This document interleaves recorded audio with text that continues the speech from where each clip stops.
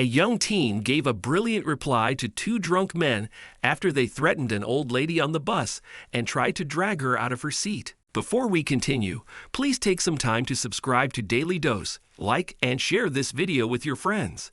It might brighten their day and inspire them to do good.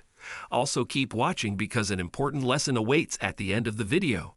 It had been a typical day in Ashmont, Massachusetts, except that the bus that Mrs. Hudson often took was more packed than usual. All of the seats were taken, but this did not deter the new passengers who boarded the bus at the first stop, making it appear even more crowded.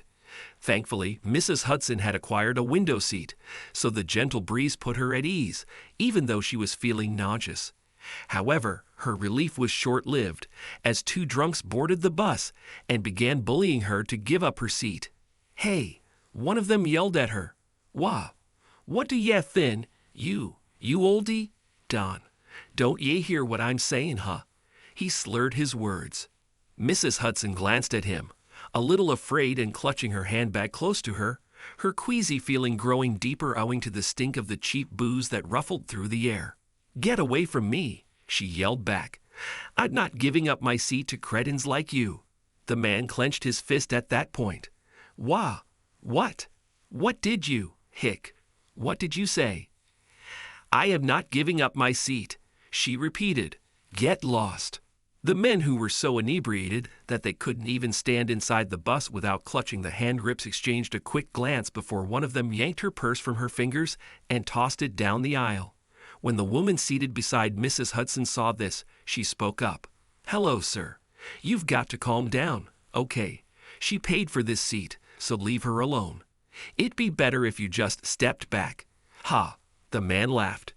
"And who the hell are you, darling? Would you mind coming with us?" Hey, Cale," he told his buddy. This wacko ain't getting it. Lady, you'd be sorry."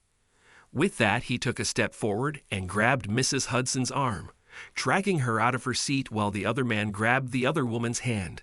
Several passengers intervened to stop the two drunk men, but they began hitting them, diverting the bus driver's attention and prompting him to use the brakes abruptly, causing the vehicle to come to a halt with a jerk. Mrs. Hudson almost fell out of her seat, injuring her head in the process. The inebriated males, on the other hand, did not cool down. They made another attempt to drag the elderly lady out of her seat by pushing everyone who stood in their way. But a young boy who had been watching since he removed his headphones taught them a lesson they would never forget. "Hey, guys," he yelled at them from his seat in front of the bus. "Why don't you take my seat? Anyway, I'm getting off soon." "Hey, boy," a passenger told him. "Don't be a fool. Why are you allowing them to get away with it? They're wrong, and we shouldn't give up our seats for them." "It's all right, sir," he replied, smiling. "Guys, come over. I really don't mind giving up my seat." The two men exchanged glances before letting go of Mrs. Hudson and approaching him, but the boy stopped them. "One of you first, sir. I just have one seat, so."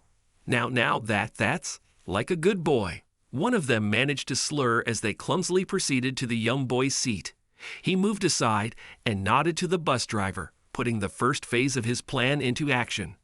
As the man approached the seat, the young boy went behind him, motioning for the driver to open the door of the bus. "Hey, why are you?" The man had just started to speak when the young boy pushed him from behind and kicked him out of the bus. Stunned, the other guy sobered up in no time and approached the boy violently in an attempt to attack him. But the passengers grabbed hold of him, and he, like his friend, was tossed out as well. "Close the door right now," the young boy called out to the driver. The bus driver shut the door, grabbed the wheel, and sped away before the two drunks could get back on their feet. Everyone was impressed by the boy's bravery and began applauding. Mrs. Hudson could tell from the boy's disheveled appearance that he wasn't well off, so she decided to give him a small present. "I appreciate it very much, boy, what you did for me.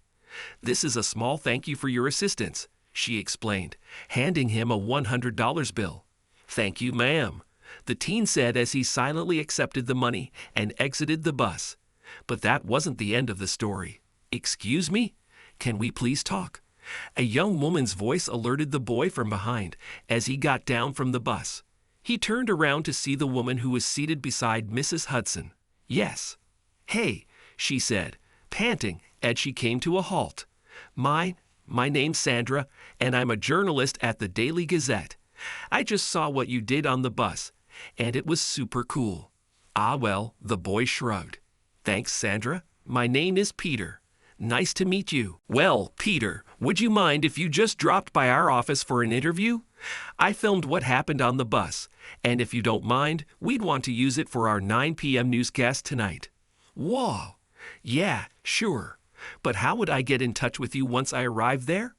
Oh, my bad, she said as she rummaged through her purse for her business card. Here, this has all the details. So, see you at 8? Cool. Peter smiled and walked away.